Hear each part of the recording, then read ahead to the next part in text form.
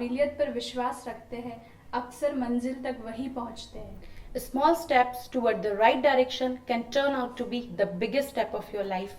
Yes, today we are in Jodhpur, the city which is popularly known as Blue City, the city which was founded by Rao Jodha in 1459. जी हाँ, वह भूमि जिसने महाराजा जसवंत सिंह, महाराजा अजीत सिंह जैसे वीर योद्धाओं को जन्म दिया, वह भूमि जहाँ वीर दुर्गादास राठौड़ जैसे स्वामी भक्त हुए. The city which is known for its art and culture, food and the most important, the unity of its residents. Yes, today we are here to take interview of the one of the change maker in the field of education. जी हाँ, वह शख्सियत जिन्होंने शिक्षा के क्षेत्र में क्रांति ला दी. I am Teena Chanwariya, student of BBA 3 Aryan College Ajmer. And I am Gouri, student of BBA 3 Aryan College Ajmer. Today we are going to take interview of one of the dynamic, hardworking and industrious person, Mr. Nirmal Gehlot, the founder and CEO of Utkarsh Classes. Hello sir. Hello, बहुत बहुत धन्यवाद इतना अच्छा परिचय देने के लिए आपका. Thank you so much. Sir, as we have told you that we are the students of Bachelor of Business Administration, so final year में हमारी एक internship report prepare होती है जिसका टॉपिक हमने case study of Utkarsh classes choose किया, इसलिए हम आपका इंटरव्यू लेना चाहते हैं. क्योंकि जिस व्यक्ति ने इतने कठिन परिश्रम से उत्कर्ष को इस मुकाम पर पहुंचाया है, शायद और इनके सिवा कौन ही हमें इतनी अच्छी और सटीक जानकारी दे सकता है. Shall we start, sir? बिल्कुल बिल्कुल. सर, जैसा कि उत्कर्ष की शुरुआत आप ही के द्वारा हुई है, तो उत्कर्ष के जो शुरुआती दिन थे आप उसके बारे में थोड़ा बताइए. बिल्कुल. 13 सितंबर 2002 की बात है जब उत्कर्ष जो है प्रारंभ किया था, और उसके पहले मैं प्रतियोगी परीक्षाओं के विद्यार्थियों को मैं पढ़ाता था. तो मैं आपको बता देता हूँ, मैं 12th के बाद से ही लगातार पढ़ाने लग गया. 12th के बाद से मैंने प्राइवेट ही एजुकेशन मेरी की और स्कूल में पढ़ाना शुरू किया, और शाम के समय में कोचिंग सेंटर में वहाँ पर नेट और बैंक पीओ इनकी कोचिंग में देता था. रीजनिंग मैथमेटिक्स में पढ़ाता था. तो पढ़ाने का एक एक्सपीरियंस तो मतलब पहले से था ही, और फिर एकदम कुछ ऐसे सर्कमस्टांसेस हुए कि हमें बाद में फिर लगा यार अब हमारा खुद का हमें स्टार्ट करना चाहिए, और बच्चों को जो मैं देना चाह रहा हूँ वो किसी के यहाँ पढ़ा के मैं नहीं दे पा रहा हूँ उतना. तो ऐसा करके फिर सोचा, और सोचने के बाद में ज़्यादा दिन नहीं, मतलब 10 से 15 दिन के अंदर ही फिर हमने खुद का इंस्टीट्यूट डाल दिया. 13 सितंबर वो दिन था. सर, जैसा कि आपने एक बहुत ही अच्छा नाम रखा है उत्कर्ष, तो सर आपको इस नाम का सुझाव किसने दिया? हाँ, मतलब सुझाव तो ऐसे नहीं, मतलब मुझे कई सारे नाम जो है, क्योंकि मैं हिंदी साहित्य का भी विद्यार्थी रहा हूँ और मेरा पीजी जो है वो हिंदी साहित्य में हुआ, तो हिंदी के कई सारे शब्दों से हम मतलब परिचित थे. तो मेरे दिमाग में आया कि भाई मैं मतलब क्यों कोचिंग खोलना चाह रहा हूँ. मैं ऑलरेडी बच्चों को पढ़ा तो रहा ही हूँ पहले से, तो मेरा वो था कि मुझे बच्चों का उत्कर्ष करना है. मतलब अभी वो मैं अपना इंडिविजुअल मैं नहीं कर पा रहा हूँ जब खुद किसी और कोचिंग में पढ़ा रहा हूँ तो, लेकिन जब खुद का कोचिंग होगा तो मुझे उसका उत्कर्ष करना है, उसको आगे बढ़ाना है. तो ऐसा करके नाम, बस कोई तो नाम रखना ही था, तो ऐसा एक नाम ध्यान में आया और फिर उस नाम को रख लिया. सर, ये कार्यक्षेत्र चुनने के पीछे की वजह क्या रही? कार्यक्षेत्र एक्चुअली मुझे बच्चों को पढ़ाना मतलब अच्छा लगता ही था, शुरू से लगता था. मेरे पिताजी जो है वो भी अध्यापक रहे हैं, तो पढ़ाना एक शौक़ था कि मुझे पढ़ाना है, कुल मिला के ये है. और पढ़ाने में प्रतियोगी परीक्षाओं के विद्यार्थी जो ख़ास तौर से सरकारी नौकरी की तैयारी करने वाले विद्यार्थी, उनको अगर मैं पढ़ाता हूँ और उसके कारण अगर उनका सिलेक्शन होता है, नौकरी लगती है, तो पूरा घर परिवार उनसे जुड़ा हुआ रहता है, उनको बहुत अच्छा मतलब फील रहता है. इसलिए वो मतलब पढ़ाने का एक जज्बा शुरू से था, और फिर प्रतियोगी परीक्षाओं को पढ़ाना है, ऐसा करके फिर इसको करियर के रूप में भी हमने बनाया. सर, जैसा देखा गया है कि हर सफल व्यक्ति में उसके एक परिवार का बहुत बड़ा योगदान रहता है, तो आप अपने माता पिता और आपके परिवार के बारे में कुछ बताएं. बिल्कुल रहता है. मैं आपको बता दूं कि मेरे पिताजी माताजी का बहुत सपोर्ट रहा है, क्योंकि हम बहुत मध्यम वर्गीय परिवार से हम आते हैं.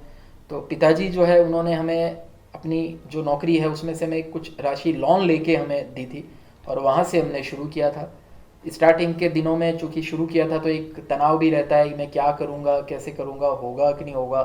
तो माताजी जो है मुझे खूब सपोर्ट करती थी, करे क्या चिंता करने कोई बात नहीं है, जो होगा वो अच्छा होएगा, तुम अपनी मेहनत करते रहो और ईमानदारी से मेहनत करो, सब कुछ अच्छा होगा. ऐसा करके वो मोटिवेशन वो भी देती थी.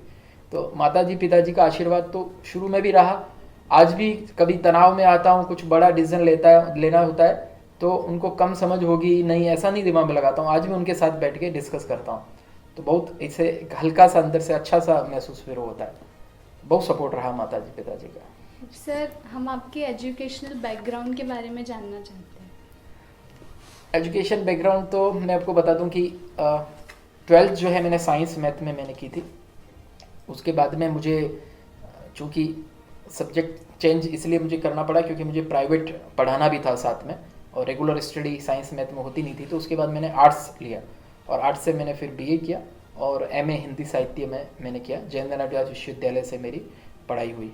और इसी दौरान प्रतियोगी परीक्षाओं की जो है मैं खुद ने लगातार तैयारी भी की। मुझे बैंक एग्ज़ाम्स मेरे सिलेक्शंस भी हुए थे, लेकिन मुझे पढ़ाना है, मतलब इस फील्ड में मतलब जाना है, तो इसलिए फिर पढ़ाना जो है वही उसको करियर के रूप में मैंने चुना। सर, जैसा कि आप उत्कर्ष में बहुत सारी प्रतियोगी परीक्षाओं की कोर्सेज प्रोवाइड करवाते हैं, तो क्या आपने स्वयं ने कभी कोई प्रतियोगी परीक्षाएं दी है? हाँ बिल्कुल। एक्चुअल में मैं आपको बताऊं कि मैंने 2001 में तो एमए किया था और 2002 में मैंने अपना इंस्टीट्यूट डाल दिया, और उस समय मैं 23 साल का ही था। तो और पढ़ा जो है मैं 17 की उम्र से पढ़ा रहा हूँ, 17 साल की उम्र से मैं लगातार पढ़ा रहा हूँ। तो इस दौरान मैंने एग्ज़ाम दिए थे, बैंक का एग्ज़ाम दिया था, बैंक क्लर्क और पीओ मेरा क्लियर हुआ था। लेकिन रहना मुझे इसी फील्ड में था जैसे मैंने बताया, तो फिर इसी में लगातार आगे तैयारी करते रहे। मेरे संघर्ष के समय की सच्ची साथी, मेरे हर सुख दुख के साथ खड़ी रहने वाली, मेरे हर संकल्प को साकार करने वाली मेरी वास्तविक शक्ति। सर, ये आपकी लिखी गई लाइन्स है। कुछ उस वास्तविक शक्ति करुणा जी के बारे में हमें कुछ बताएं। बिल्कुल। एक्चुअल में वो कहते हैं ना, हर एक सफल व्यक्ति के पीछे एक स्त्री का हाथ होता है और बड़ा हाथ है। मैं तो ये भी मानता हूँ कि हमारी किस्मत में बड़ा हाथ है। मैं कई बार उसको मजाक भी करता हूँ कि यार तुम्हारे पापा ने क्या देख के मतलब मेरे साथ में सगाई की थी, क्योंकि जब हमारी एंगेजमेंट हुई थी उसके पहले मैं मतलब कुछ भी नहीं कर रहा था। बहुत ही छोटा सा जैसे कोचिंग में पढ़ा रहा हूँ और महीने का 1200-1500 रुपये वाली सैलरी ऐसे, और वो अपने पिता की इकलौती बेटी थी। तो मैंने कहा पिताजी तुम्हारे क्या मतलब देख के, तुमने कहा नहीं मेरे पिताजी में ना विज़न था, मतलब अच्छा था। तो मेरे ज्योतिष वगैरह भी कई बार कहते हैं कि देख तुम्हारी जो है ना शादी होने के बाद जो है ना किस्मत बदली है कह के। लेकिन काम जो है, कर्म जो है मेरी पहली प्राथमिकता थी, ये प्रारंभ से पता था और मुझे हमेशा सपोर्ट किया। आज भी मेरी बहुत मीटिंग्स होती है, जोधपुर में होती है, बाहर होती है। और उन दिनों में तो मैं आपको बताऊँ, जब मैं शादी होके आया घर पे तो हम 6 बजे घर पे आए थे और 7 बजे मैं क्लास लेने पहुँच गया था। जब पूरी रात जग के बाकी सब लोग घर पे हैं, सोने की तैयारी कर रहे हैं, अब सोएंगे, रेस्ट करेंगे, और उस समय मैं वो मेहंदी लगे हुए हाथ पूरा कंकण डोरा सब बंधा हुआ। मैंने कहा नहीं, बच्चों को पढ़ाना पड़ेगा, एग्ज़ाम का उनका टाइम है तो पढ़ाना है। और उनको बता भी दिया कि भाई हमारी पहली प्राथमिकता जो है वो तो अब ये है, क्योंकि विद्यार्थियों से जुड़े हुए हैं, उनका करियर का सवाल है, तो इसलिए जीवन में पहली प्राथमिकता तो हमेशा वो रहने वाली है। और उसमें उन्होंने हमेशा मतलब सपोर्ट किया, कभी भी ऐसा नहीं किया कि आप हमें टाइम नहीं दे रहे हो या उधर ही उधर लगे रहते हो। और वो आज भी भगवान दया से कायम है, वो अंडरस्टैंडिंग चल रही है। और इसलिए वो मैंने अपनी मैरिज एनिवर्सरी पे वो कोटेशन मैंने लिखा भी था। सर, 2020 से पूर्व उत्कर्ष में कितने विद्यार्थी और शिक्षक थे और अब संस्थान में कितने ऑनलाइन और ऑफलाइन विद्यार्थी हैं? हाँ, 2020 से पहले चूँकि हम ऑफलाइन में, ऑनलाइन में तो हम 2019 से भी आ गए थे। तो अगर हम कोविड से पहले और अगर बात कर लें खाली, तो कोविड से पहले हमारे पास में जो ऑनलाइन स्टूडेंट्स थे वो करीब 1.5-2 लाख थे। अभी कोविड के बाद अब ऑनलाइन स्टूडेंट आज की तारीख में पेड स्टूडेंट्स 6 लाख से ऊपर हो चुके हैं। ऐप इंस्टॉल जो है वो हमारे लगभग 5 मिलियन अब होने वाले हैं। यूट्यूब पे फ्री पढ़ने वाले विद्यार्थियों की संख्या भी जो है वो ऑलमोस्ट सारे चैनल को मिला के 60 लाख प्लस हो चुकी है, 6 मिलियन से अबव हो चुकी है। तो ये मतलब अच्छी खासी संख्या हो गई। उत्कर्ष कोविड से पहले हम करीब 65-70 लोग थे टीम में उत्कर्ष में। अभी हमारा अप्रोक्स 700 का हमारा स्टाफ है, 700 लोग हमारी टीम में, जिसमें अलग अलग तरह के कई लोग, कैमरामैन से लेके studio assistant, teachers, content writer, typist, app developer, ऐसे कई तरह के पोर्टफोलियो जो है उसमें है। सर, जैसे अभी कोरोना काल में बहुत सी संस्थाएं संघर्ष कर रही थी और बहुत सी संस्थाएं बंद हो गई थी, लेकिन आपने उत्कर्ष को एक ऑनलाइन की तरफ मोड़ दिया। तो ये सुझाव आपके दिमाग में कैसे आया और आपने इसको कैसे अंजाम दिया? ये आइडिया जो है बेसिकली मैं आपको बताऊं, हम तो कोरोना से पहले ही ऑलरेडी हमारा ऐप हमने लॉन्च कर रखा था नवंबर 2018 में, और जून 2017 में हमने उत्कर्ष का पहला स्टूडियो डाल दिया था। जून 2017 13 जून मेरा कोई भी, एक तो जब बातचीत के क्रम में जब भी कोई नया कुछ भी शुरू हुआ आएगा तो 13 तो हो गई, जून बोल दिया इसका मतलब 13 ऑलरेडी उसके अंदर नहीं थे, है ना। आपका लकी नंबर है। लकी नंबर, क्योंकि 13 अगस्त को मेरा जन्म हुआ, 13 सितंबर को इंस्टीट्यूट का इनोग्रेशन हुआ, 13 जून को मेरा पहला स्टूडियो, मतलब साल के सारे 13 को कोई ना कोई तो होता है। पूरे स्टाफ में सबको पता है कि कोई भी नया काम करना है 13 की डेट सर ने अगर तय कर ली तो उस दिन तो होना ही होना है, तो वो 13 को हम करते हैं। तो ये शुरुआत का जो बताओ, बेसिकली ऑनलाइन एजुकेशन का ही आइडिया कहाँ से आएगा, अगर मुझसे हम बात करें तो मैं आपको बताऊं कि अप्रैल 2017 की बात है। हमारे ऑफलाइन सेंटर में, एक सेंटर में एक ऑफिस बॉय जो है उसकी शिकायत की मैनेजर ने कि सर ये ऑफिस बॉय जो है ये आजकल दोपहर को साफ़ सफाई नहीं करता है प्रॉपर, और फटाफट से कुछ करके और मूवी देखने बैठ जाता है, यूट्यूब पे मूवी देखता रहता है। हमारा ऑफलाइन सेंटर जनरली टाइमिंग होता है सुबह 7 से 12 और फिर 2 से 8, 12 से 2 का टाइमिंग होता है, वो क्लीनिंग वगैरह का रहता है, इस टाइप के लिए टाइम रहता है। तो मैंने सोचा भाई क्यों नहीं कर रहा है सफाई, क्या कारण हुआ, उसको बुलाया, समझाया। फिर मेरा दिमाग में एकदम स्ट्राइक किया कि यार बंदा जो है, ये मैनेजर बोल रहा है कि उस समय ये वीडियो दिखता है यूट्यूब के ऊपर, फिल्म देखता है बैठ के। तो मैंने कहा यार फिल्म कैसे अफोर्ड करता है, इसकी उतनी सैलरी भी नहीं होती है ऑफिस बॉय की, और इंटरनेट बहुत महंगा। हम तो उस ज़माने में इंटरनेट यूज करते थे जब वो इंटरनेट कैफ़े होते थे, बाकायदा वहाँ जाके उसमें यूज करते थे, तो वो भी हमारे माइंड सेट में था। तो पता किया तो मालूम चला कि इसने जो है भाई कोई लाइन पे लग के सप्ताह भर पहले जियो की सिम खरीद ली है, और उसको रोजाना 1 GB का डाटा तो फ्री मिल रहा है, और नहीं इस्तेमाल किया तो ख़त्म हो जाएगा, अगले दिन वापस से दूसरे ही शुरू होगा। तो अब उसको 1 GB का डाटा फ्री मिल रहा है, कुछ ना कुछ तो देखना ही देखना है। तो वहाँ से मेरा माइंड स्ट्राइक किया कि भाई निर्मल जो है आने वाले दिनों में अब एजुकेशन का सिनेरियो भी बदलने वाला है। स्टूडेंट्स के पास में जब डाटा होगा तो डाटा को यूज कैसे करना है, इसके ऊपर निश्चित रूप से वो लगेगा। तो अप्रैल 2017 का वो दिन था, और मैंने उसके बाद में उसी दिन मैंने लिख दिया था कि उत्कर्ष अपना स्टूडियो ओपन करने वाला है, और जून 2017 में हमने हमारा पहला स्टूडियो डाल दिया, यूट्यूब चैनल चालू कर दिया, और पढ़ाना करना इसमें शुरू कर दिया। उसके बाद में हमने अपना ऐप बनाना स्टार्ट किया, और नवंबर 2018 में हमने ऐप बना दिया। और चूंकि ऐप हमारा पहले से बना हुआ था, इसलिए कोविड जो है बाकी लोगों के लिए तो मतलब विपदा लेके आया, आपदा लेके आया, हमारे लिए वो अवसर लेके आया। कोविड के अंदर बहुत सारे ऐसे विद्यार्थी जो कहीं नहीं पढ़ पा रहे थे, उनको उत्कर्ष जो है घर बैठे ऑनलाइन एजुकेशन प्रोवाइड करा पाया। तो ये तैयारी मतलब पहले से थी, मतलब महादेव का ऐसा आशीर्वाद रहा कि पहले से लेके पूरी व्यवस्था हमने की भी थी। सर जैसा कि आप टेक्नोलॉजी फील्ड से नहीं है, फिर आप टेक्नोलॉजी को अपनाने के लिए क्या प्रयास करते हैं? बहुत अच्छा आपका प्रश्न है, और वास्तव में टेक्नोलॉजी फील्ड से भले ही नहीं हूँ, लेकिन आज भी जितने भी डिपार्टमेंट है ना हमारे, उन सबको पता है कि निर्मल सर जो है वो सभी की जानकारी रखते हैं। तो मुझे बेसिकली सीखने का शौक है, मैं बहुत सीखता रहता हूँ, लगातार देखता रहता हूँ, यूट्यूब पे सर्च करता हूँ, गूगल पे सर्च करता हूँ, कोई भी चीज़ दिमाग में आ गई ना, इसको कैसे करना है, तो उसको सर्च करके उसके बारे में नॉलेज मतलब ले लेता हूँ। तो मैं टेक्नोलॉजी फील्ड का नहीं हूँ। टेक्नोलॉजी जैसे बंदा जो है ना, उसको तो कोडिंग लिखना करना होता है, लेकिन उसको क्या करना है, कैसे करना है, ये मैं समझा सकता हूँ। सर आपके कोर्सेज की कीमत काफ़ी कम है, और क्या आप आने वाले वर्षों में भी कम कीमत पर गुणवत्ता, या मैं कहूँ कि कम कीमत पर क्वालिटी प्रदान कर पाएंगे? बिल्कुल, एक्चुअल में क्या है कि जैसे हम कोर्सेज बनने की कॉस्ट जो आती है, एक बार आती है, तो उसके बाद में कई बार ऐसा होता है कोर्सेज की 2-3 महीने तक ये कीमत रहती है, उसके बाद में उसको भी मैं और कम कर लेता हूँ। हमारा बेसिकली मकसद ही यही है। अगर हमारा टैगलाइन भी आपने देखा होगा, कब कामयाबी पर होगा सबका हक, हर बच्चा जो है पढ़ पाए, घर बैठ के एजुकेशन ग्रहण कर पाए, और इसलिए हमने बहुत नॉमिनल कॉस्ट में स्केल पे काम करना है, यही हमारा मकसद है। तो ज़्यादा से ज़्यादा विद्यार्थी पढ़े, घर बैठ के एजुकेशन प्राप्त कर पाए, वो तभी होगा जब मैं उसकी फ़ीस बहुत कम रखूँगा।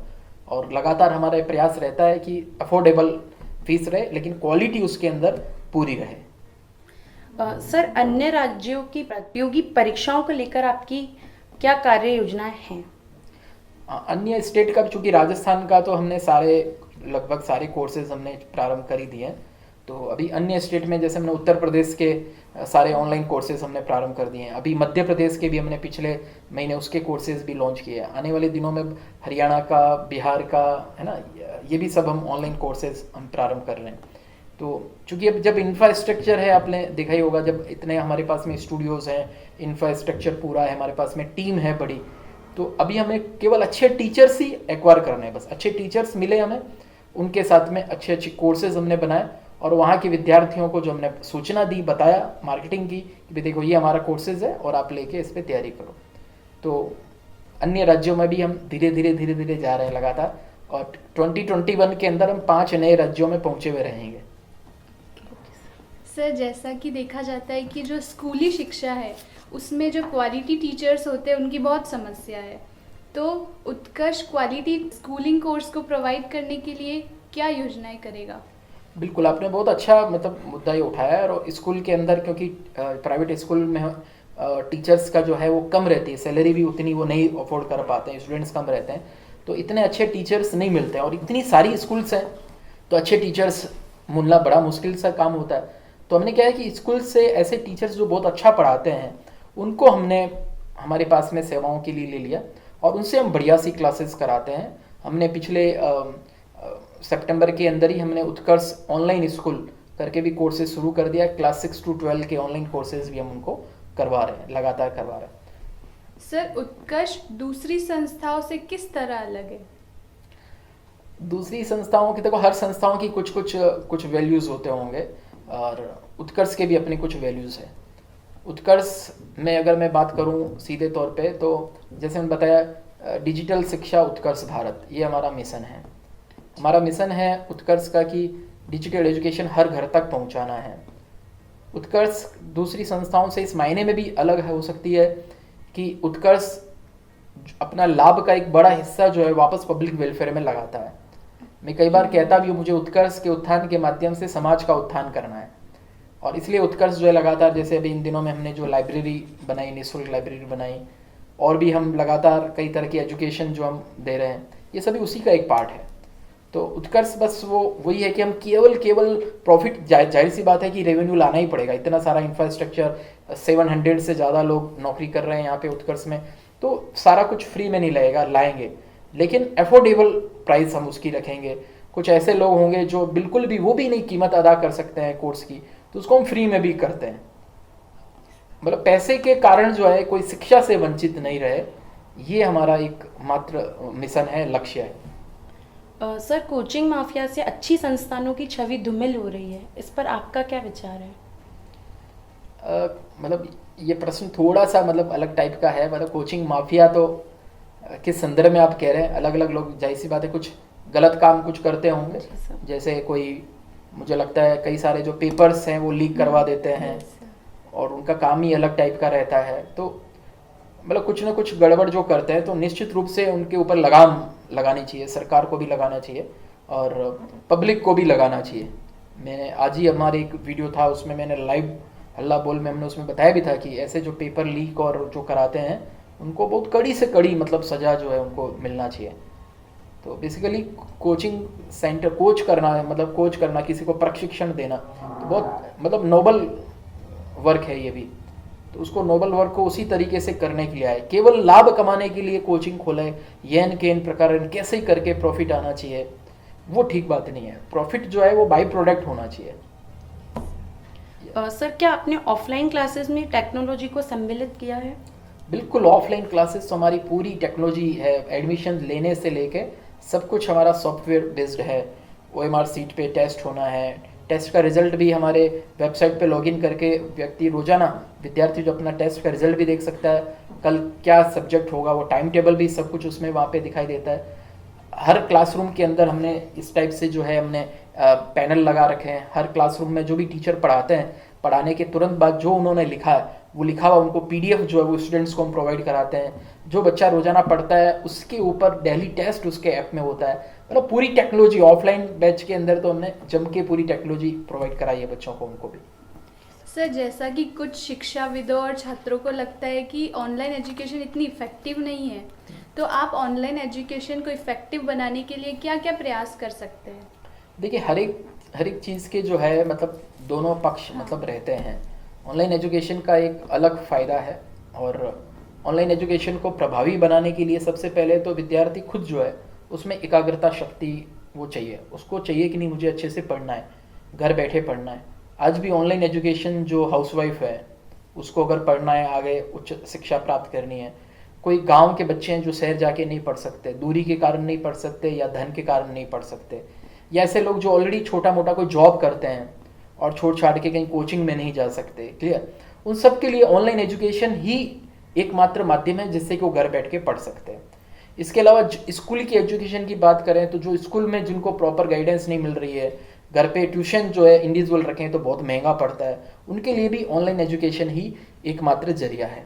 अब आपने जो प्रश्न पूछा है उसको प्रभावी कैसे बनाया जाए, तो निश्चित रूप से उसको प्रभावी बनाने के लिए टीचर्स जो हैं वो बहुत एक्सपर्ट मतलब चाहिए, ट्रेंड टीचर होने चाहिए।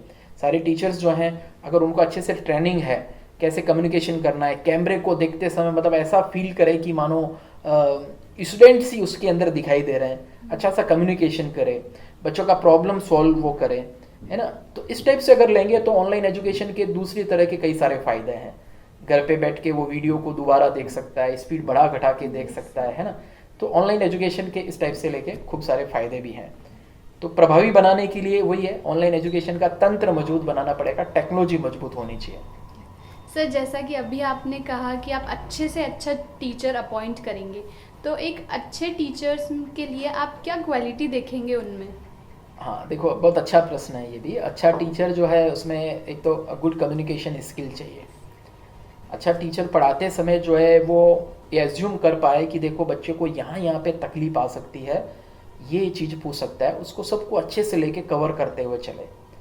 अच्छा टीचर जो है वो एग्जाम्पल के द्वारा समझाए, हर टॉपिक के बाद में क्विज सॉल्व करवाए, बच्चों से जो है प्रॉब्लम्स ले, डाउट्स ले और उसकी डाउट्स को क्लियर करे।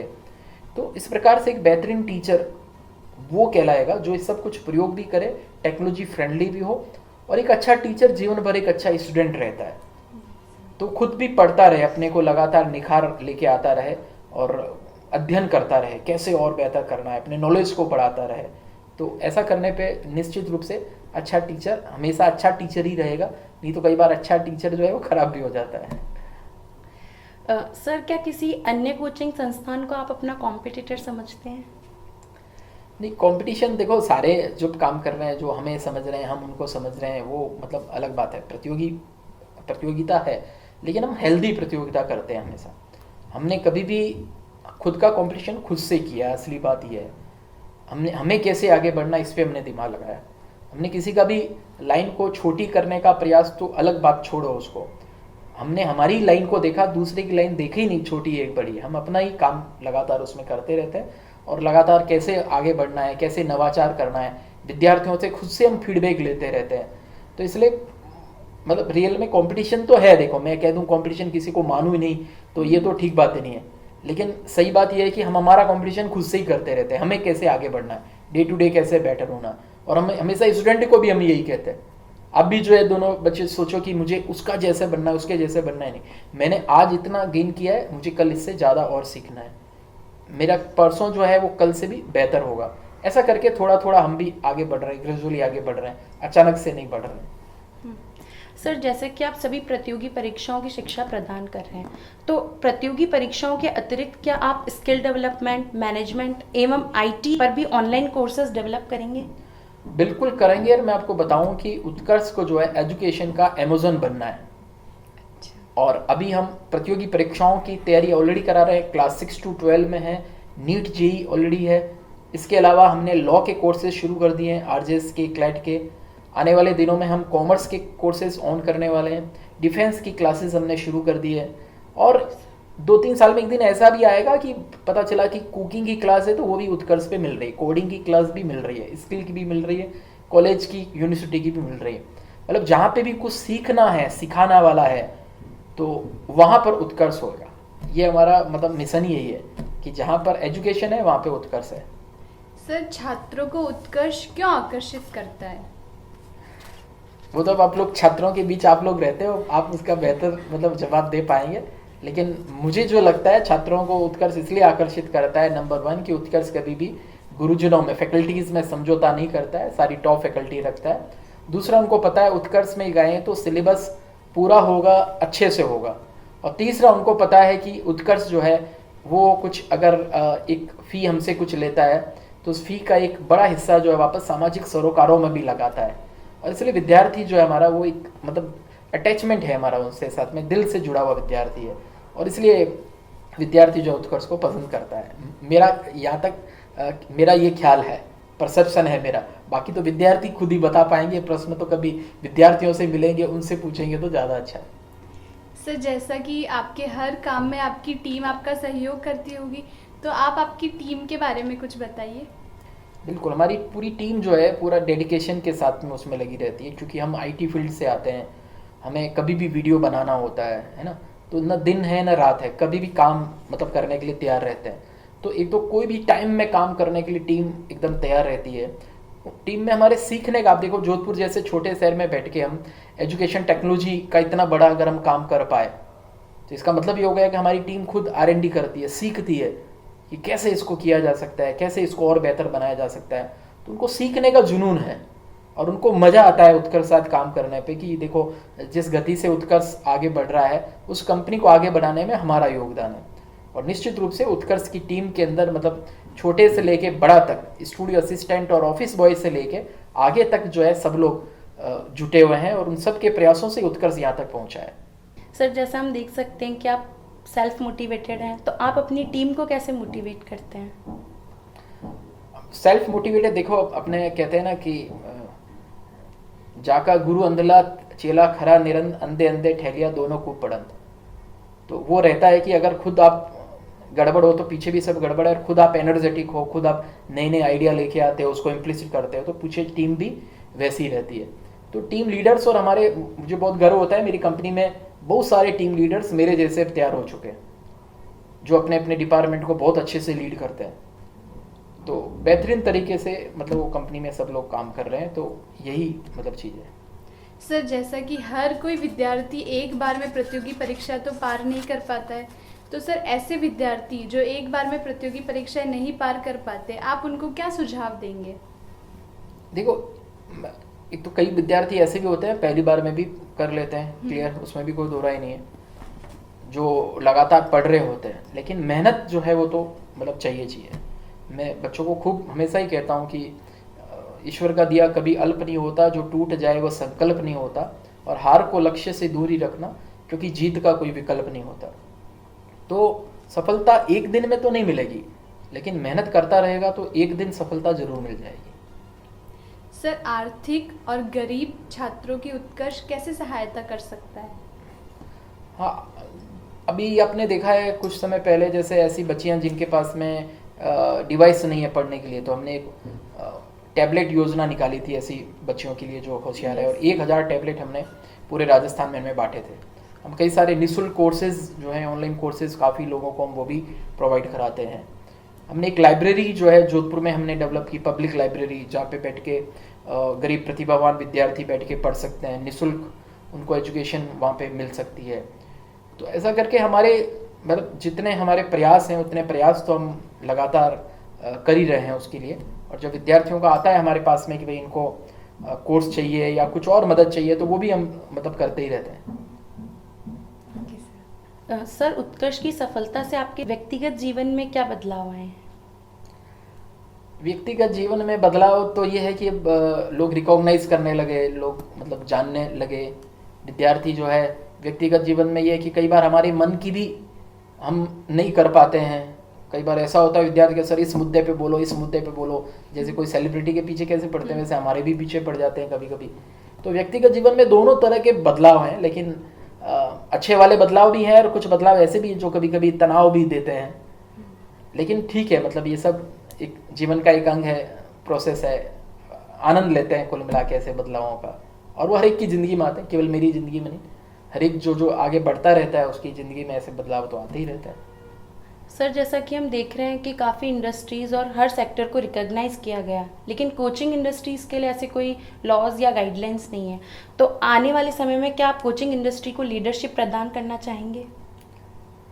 कोचिंग इंडस्ट्री के लिए भी लॉ वगैरह तो है ही है सबके लिए, और उसमें तो कोई दिक्कत नहीं है। लेकिन निश्चित रूप से अगर इस प्रकार का कोई अवसर आया जिसमें लीडरशिप का मतलब, मैं इसको इस रूप में लेता हूँ कि अगर हम सब मिल के और काम करें कि भाई कोचिंग को और कैसे बेहतर बनाया जा सके, विद्यार्थियों के लिए किस प्रकार से और अच्छी सुविधाएं दी जा सके, कैसे क्वालिटी एजुकेशन और आगे बढ़े, इस दिशा में लेके अगर कोई फॉर्म बनता है तो निश्चित रूप से मैं भी उसमें जुड़ के और मेरा योगदान भी देना चाहूँगा। सर, क्या आप उत्कर्ष के विस्तार हेतु आईपीओ तक जाएंगे? ये मतलब अभी बहुत ज़्यादा जल्दी ये प्रश्न हो गया है, अभी तो ऐसा कुछ विचार नहीं है, लेकिन क्योंकि आईपीओ जनरली इसलिए कि भाई हमें खुद ही लेके, जब हमारे पास में फंड है, हम विद्यार्थियों से एक फ़ी लेके उसका बड़ा हिस्सा वापस हम इन्वेस्ट कर रहे हैं हमारे कंपनी के अंदर ही, उसको आगे बढ़ाने में, नए नए कोर्सेज लॉन्च करने में। तो अगर ऐसी ज़रूरत महसूस होगी तो देखेंगे, बाकी फ़िलहाल तो ऐसी ज़रूरत नहीं है। सर, इस पूरी यात्रा में आपकी सबसे बड़ी चुनौती, या मैं कहूँ कि आपकी सबसे बड़ी ताकत क्या रही? चुनौती और ताकत दोनों अलग अलग चीज़ हो गई। ताकत तो हमारी ये रही कि हमने जब स्टार्टिंग से सोचा था कि भाई हमें एकदम ईमानदारी के साथ काम करना है, विद्यार्थियों के लिए काम करना है और हमेशा नवाचार करते रहना है, टेक्नोलॉजी फ्रेंडली रहना है, और ये हमारी सोच जो थी ऐसा करने की, वो सोच हमारी सबसे बड़ी ताकत बनी। चुनौती ये थी कि चूंकि हमें उसके बारे में ज़्यादा जानकारी नहीं थी, क्या करें, कॉल सेंटर स्थापित करना है तो कहाँ से करें, कहाँ से सॉफ्टवेयर मिलेगा, ओएमआर से करना है तो वो कहाँ से होएगा, सॉफ्टवेयर बनाना है तो कैसे करेंगे, ऐप बनाना है तो क्या करेंगे, उसके लिए थोड़ा सा स्ट्रगल मतलब करना पड़ा, वो उसको संघर्ष मैं कहूँगा। तो दोनों साथ साथ पैरेलल चलता रहा। सर, आपके जीवन का अभी तक का सबसे गौरवपूर्ण क्षण क्या रहा? बहुत सारे ऐसे गौरवपूर्ण क्षण रहे हैं, एक दो नहीं, लेकिन बीते दिनों में अगर मैं बात करूं तो जो मैं सोशल कॉज के लिए जब मैं काम करता हूं कुछ भी, वो मेरे लिए गौरवपूर्ण रहता है। निश्चित रूप से जो हमने एक पब्लिक लाइब्रेरी जोधपुर बनाई है, और मेरी ये भी इच्छा है आने वाले दिनों में अगर ईश्वर ने चाहा तो और भी शहरों में ऐसी लाइब्रेरी बनाने की इच्छा है। तो जिस दिन वो इनॉग्रेशन हुआ था 13 जनवरी 2021 का, ये इसी महीने का, जो पिछले महीने का जो था, उस समय बहुत मतलब अच्छा फील हुआ एक कि देखो हमने कुछ ऐसा किया है जो विद्यार्थियों के लिए काम आएगा, पीढ़ी दर पीढ़ी काम आएगा, आके यहाँ पे बच्चे आके पढ़ सकेंगे और वो भी एकदम निःशुल्क रहेगा। तो कुछ भी काम ऐसा जो सामाजिक सरोकारिता का होता है ना, उसमें मुझे आनंद आता है, उसमें मुझे गौरव फील होता है। सर, जैसे कि आपको देख के लगता है कि आपका सारा समय बहुत ही व्यस्त रहता होगा, तो आपका जो खाली समय मिलता है आपको, उसमें आप अपना टाइम कैसे व्यतीत करते हैं? देखो, कुछ भी अगर थोड़ा सा ज़्यादा खाली समय है तब तो मैं कहीं कहीं घूमने निकल जाता हूँ। मैं ज्योतिर्लिंग दर्शन, महादेव जी का बड़ा भक्त हूँ मैं, 12 ज्योतिर्लिंग दर्शन करने का सौभाग्य प्राप्त हो चुका है और भी करता रहता हूँ। तो वो मेरी धार्मिक यात्रा रहती है, थोड़ा भी समय मिलने पर। थोड़ा थोड़ा समय कभी मिलता है, ज़्यादा नहीं, तो घर पे रहता हूँ, बच्चों के साथ में एंजॉय करता हूँ, उनसे सुख दुख साझा करते हैं, उनसे बातचीत करते हैं। वो मेरी कहानियाँ उनको पुरानी सुनने में बड़ा आनंद आता है, तो हम उनको सुनाते हैं, उनकी बातें पूछते हैं। ऐसे फ्रेंड्स जिनसे मिलना नहीं हो पाता है, उनसे बैठ के फ़ोन पे बातचीत भी करता हूँ। कई बार फुर्सत मिल गई तो पता चला 1-2 घंटे जो है कुछ नंबर लेके और उनसे बातचीत ही किया, सबके हालचाल पूछा। तो ऐसा करके छोटा छोटा कुछ मतलब ऐसा करने का शौक़ है। पहले जो था उसमें खेलने का भी शौक़ होता था, म्यूज़िक सुनने का शौक़ होता था, है ना, मूवी देखने का शौक़ होता था। धीरे धीरे वो कुछ शौक़ थोड़े थोड़े दूर हो रहे हैं। अभी समय मिलता है तो कभी हम गौशाला में जाते हैं, कभी कोई NGO में जाते हैं, तो ये भी चलता रहता है। तो मिक्स में ऐसा है। सर, अभी तक उत्कर्ष ने सामाजिक सरोकार के लिए क्या क्या पहल करी है? हाँ, जैसे कि भी पूर्व में भी जैसे मैं बताया, सामाजिक सरोकारों के लिए हमने जो है उत्कर्ष ने निःशुल्क टैबलेट वितरण योजना हमने की है, हॉस्पिटल्स में हमने एम्बुलेंस दी है, स्कूल्स में हमने बसेस दी हैं, कई सारे प्याऊ का निर्माण कराया है। अभी एम्स जोधपुर के सामने हम कुछ मित्र मिलके धर्मशाला भी एक बना रहे हैं, लाइब्रेरी की जैसे मैंने अभी बताया था वो हमने किया है। तो ऐसा जो भी मतलब अपने हाथ में जो भी हम जितना कर पाते हैं वो लगातार सामाजिक सरोकारिता के काम हम लगातार कर रहे हैं। सर, आप मैनेजमेंट ग्रेजुएट नहीं हैं, फिर भी आप उत्कर्ष का प्रबंधन इतनी कुशलता से कर रहे हैं, इसका क्या सीक्रेट है? ये सीक्रेट हुआ तो फिर आप, सीक्रेट तो देखो कुछ भी नहीं है, सब कुछ जो है वो सामने लगातार ट्रायल एंड एरर कुछ काम किया और उसमें सक्सेस हुए, आगे बढ़े, प्लानिंग बनाई, प्लानिंग के अंदर पता चला एक प्लान फेल हो गया, दूसरा प्लान फेल हो गया, तीसरा प्लान, ये लगातार साथ में किया और मैनेजमेंट की मैंने जैसे कुछ बुक्स पढ़ता था, मैं गूगल पे कुछ कुछ सर्च करता रहता था, तो काम करते हुए लगातार अनुभव आया। और सबसे बड़ी बात है कि मैं खुद विद्या भारती की आदर्श विद्या मंदिर स्कूल में मैं पढ़ाता था। तो वहाँ पर जब मैं पढ़ाता था तो पढ़ाते हुए वहाँ पे हमारे पास में कई सारे अलग अलग व्यवस्थाएं होती थी। कभी भंडार का प्रमुख बनाया, कभी उन्होंने उस स्कूल में कल्चरल प्रोग्राम एक्टिविटी होती है उसका हेड बनाया, कभी एग्ज़ाम डिपार्टमेंट का हेड बनाया। तो ऐसा करके वहाँ से छोटा छोटा मैनेजमेंट जो है वो मैंने वहाँ से काफ़ी कुछ सीखा हुआ है। तो ये मैनेजमेंट फिर यहाँ पे भी साथ में काम आया। और सीखने का मेरा बहुत रहता है, सीखने की बड़ी रुचि रहती है, तो जो भी मिलता है उनसे सीखने का प्रयास करता हूँ। तो पहले से अगर आप सब कुछ सेट हो, इवन अगर आप पानी पूरी खाने के लिए कहीं जाए हुए ना, तो वहाँ से भी सीखने को मिलेगा मैनेजमेंट। पानी पूरी वाला नहीं होता है, अब 4 लड़के हैं पानी पूरी, एक कहेगी मुझे तीखा चाहिए, एक चाहिए आलू चाहिए, एक कहेगी आलू नहीं चाहिए, एक कहेगा मीठा मिक्स चाहिए। अब 4 लोगों ने 4 बताया और सबके पानी पूरी गिननी भी है, लेकिन क्या करता है वो फटाफट सबको देता है, यहाँ से आलू लिया, यहाँ से ले लिया। ये सब कुछ क्यों कर पाता है? क्योंकि सब कुछ उसके पास में पहले से सब मैनेज है कि यहाँ पे मेरा मीठा पानी पड़ा है, यहाँ पे मेरी पानी पूरी पड़ी है, यहाँ पे मेरा आलू रखा है, इस टाइप से। तो मैनेजमेंट तो कई सारी चीज़ें, वहाँ से उसका भी पानी पूरी वाले से भी मैनेजमेंट सीखने की बात है। तो मैनेजमेंट तो वही है कि अगर आप योजना अगर अच्छी है, उसका क्रियान्वयन अगर आप सही कर रहे हैं तो निश्चित रूप से और अनुभव के साथ साथ मैनेजमेंट अच्छा भी होता रहता है। सर, इतने प्रैक्टिकल वर्ल्ड में बहुत कम लोग ईश्वर के साथ समय व्यतीत करना पसंद करते हैं, तो सर इस प्रैक्टिकल लाइफ में क्या आप एक धार्मिक व्यक्ति हैं? बिल्कुल धार्मिक व्यक्ति, तो मैंने अभी बताया भी था कि मैंने पूरे 12 ज्योतिर्लिंग के दर्शन मैंने किए हैं। और अध्यात्म में एक बहुत बड़ी शक्ति होती है, और जितने भी लोग हैं, चाहे मुस्लिम हैं, चाहे सिख हैं, ईसाई हैं, कुछ भी है, सबको अपने धर्म के प्रति एक आस्था तो होना चाहिए। धर्म यहाँ पे मैं बड़े व्यापक रूप में धार्यति इति धर्म, जो धारण करने योग्य है वो धर्म है। अभी हम बात करें, मैं हिंदू धर्म का अनुयायी हूँ, इसका मतलब हिंदू धर्म के अंदर आप स्त्री का सम्मान करते हैं, आप पर्यावरण प्रेमी आप हैं, है ना, आप चोरी नहीं करते हैं, आप कभी किसी का दिल नहीं दुखाते हैं, ये अपने वैल्यूज़ हैं उसके अंदर। तो ये सब मतलब करने से, और फिर आप मंदिर में जाते हैं, वहाँ पे बैठते हैं, मेडिटेशन करते हैं, इससे बहुत आत्मिक शक्ति मिलती है, शांति भी मिलती है, और वो आपको आगे लगातार काम करने के लिए प्रेरित करती है। मैंने कई सारे युवा भी अभी देखे हैं आज की तारीख में जो आध्यात्मिक शक्ति जो है उनके अंदर बहुत अच्छी आध्यात्मिक शक्ति है, योग मेडिटेशन वो लगातार करते हैं। तो ये आपकी एनर्जी के लिए बहुत जरूरी है, पावर देती है आपको। सर, जैसा कि देखा जा रहा है कि आप सफलता की ऊंचाइयों की तरफ बढ़ते जा रहे हैं, तो आपका सफलता मंत्र क्या है? सफलता का कोई 1-2 मंत्र तो नहीं है, मतलब सीधा सीधा कि कोई फॉर्मूला तो नहीं बता सकते, लेकिन मैं बताया कई सारी चीज़ें हैं। जैसे ईमानदारी से काम करो, मेहनत से जी मत चुराओ।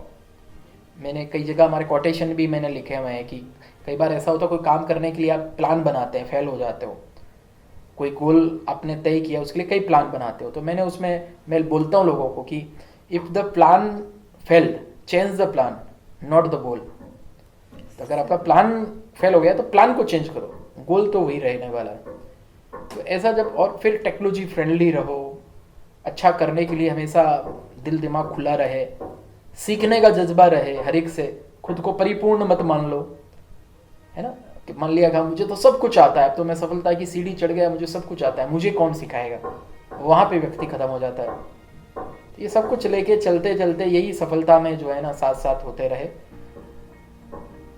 सर, अंतिम प्रश्न कि सर आप उत्कर्ष जैसे इतनी तेज़ी से बढ़ रहा है, तो आप उत्कर्ष को 2025 और 2030 में कहाँ देखेंगे?